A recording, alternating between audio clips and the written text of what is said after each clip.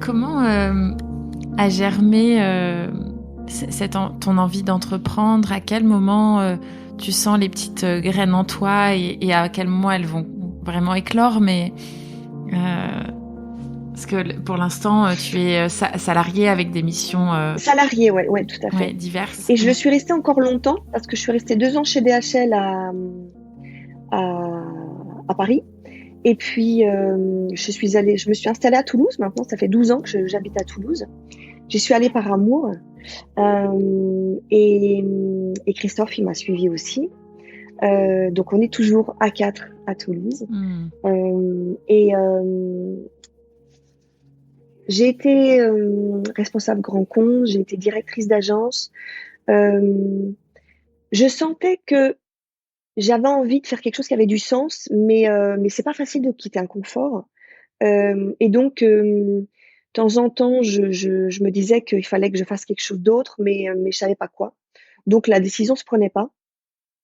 Et ce qui a été un gros déclencheur, alors il y a un premier déclencheur, c'est l'Australie malgré tout, parce que là que j'ai rencontré ma couette en laine. L'Australie, c'est le premier pays producteur de laine dans le monde. Euh, et Et en fait, des couettes en laine, ça se vend dans tous les commerces. C'est assez naturel, en fait, de dormir là-dedans. Et moi, je suis curieuse et aventurière. Donc, je me suis dit, tiens, une couette en laine, c'est étrange. Il fait chaud en Australie, mais s'ils en vendent, c'est que ça doit être bien. Donc, j'ai testé et j'ai très bien dormi dedans. Et puis voilà. Et sans le savoir, ça a été mon tipping point, Mmh. mon premier. Mais j'ai continué à dérouler ma carrière dans le transport international de marchandises.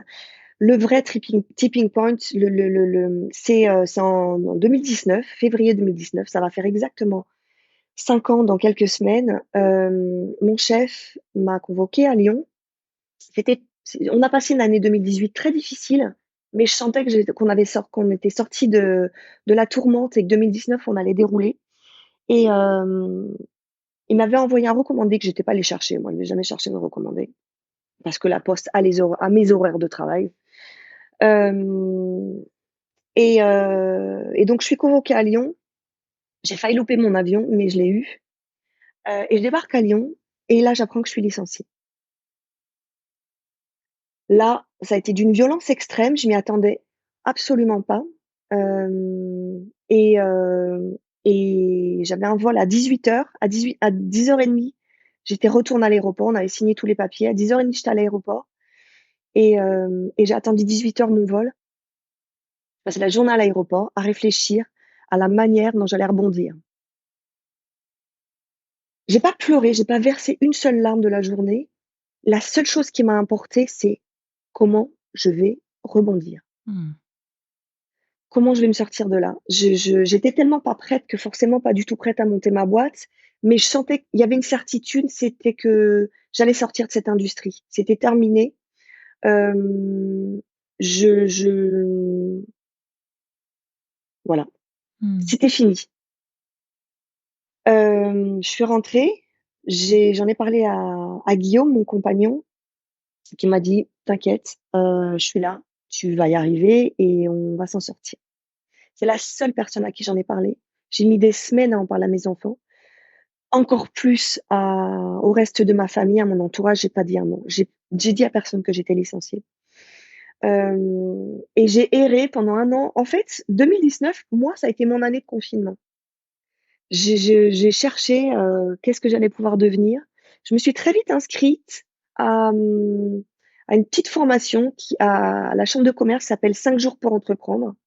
Donc ça a germé très vite quand même, hein, on était Mmh. en juin déjà. Et puis là, j'ai eu 3 millions d'idées. Alors, je vais vous passer, la boîte pour accompagner des gens qui voulaient, travailler à l'étranger, donc une boîte de RH, de recrutement dans le recrutement international, une boîte pour faire du coworking, enfin, j'ai eu, des idées à l'appel.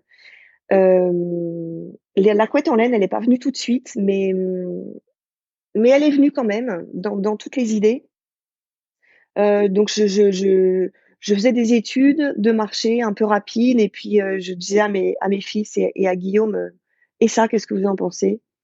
Ouais, non, non, ça, c'est trop compliqué, nanana, allez hop, OK, je range et voilà et j'ai tiré le fil comme ça pendant des mois et et puis au bout de quelque temps, en janvier 2020, je me suis dit: «Bon OK, j'ai pas d'idée probante. OK, je laisse tomber la création d'entreprise. Je vais rechercher du boulot». Donc Là, ton j'ai refait entourage mon est CV. tu mets combien de temps, à annoncer à ton entourage, que tu as été licencié? Parce que là, on est en janvier 2020, mais toute l'année 2019, ils sont au Ouais, courant, ils si j'en savent, ils avais savent parlé, pas? j'ai Ouais, ouais, en été. d'accord. J'ai dû mettre, 3-4 mois Pour quelle raison? avant d'en parler, je pouvais pas. Je pouvais pas, j'étais bloquée. En fait, cette épreuve-là, ça a été la plus vexante de ma vie. Mmh. En fait, c'est purement l'ego qui prend une claque, hein. Mais c'est l'épreuve la plus vexante que j'ai vécue de ma vie et j'arrivais pas à en parler, j'arrivais pas à m'en remettre. J'ai pris un coup de poing monumental dans le ventre et j'avais honte. Comment était-ce possible? Hem, C'est de la stupéfaction, là. ça sortait pas.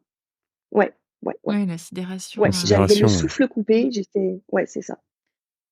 Et Donc bon, après de fil en aiguille, j'en parlais, mais vraiment quand ça venait, vraiment quand j'avais pas le choix, heu, ça venait pas.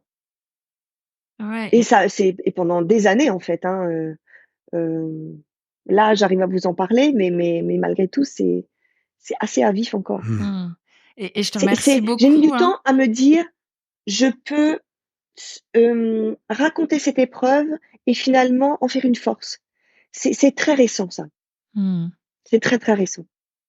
Ouais, ouais et vraiment, moi, je te remercie beaucoup parce que c'est très inspirant, la manière dont tu nous le racontes comme ça. En tout cas, moi, ça me touche énormément, parce que, heu, déjà, ne serait-ce que cette journée, à l'aéroport où on t'imagine et d'un point de vue extérieur, tu vois, on a quand même l'impression que tu as vécu des moments dans ta vie de galère, quoi. Vraiment des moments, difficiles.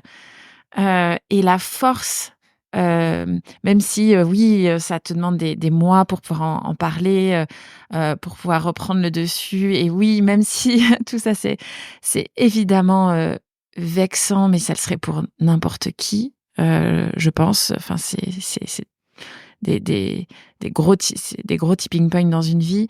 C'est incroyable. C'est incroyable de tu vois, la confiance, que tu as, que tu montres et que tu nous partages de: «Je m'en sortirai, je vais rebondir, je vais trouver, j'explore, je me laisse Ouais, pas abattre». Alors maintenant que tu nous as partagé ton histoire familiale, on comprend mieux et à la fois ça reste extrêmement inspirant, parce que moi je sais pas s'il m'arrivait un truc comme ça, je pense que je m'effondre. Enfin, tu vois, que moi, ma journée à ouais. l'aéroport, je la passe à pleurer, à me dire: «Mais qu'est-ce que j'ai fait pour mériter ça? Mais pourquoi? Mais comment?» Tu vois? Et donc merci beaucoup pour ce témoignage-là, ouais.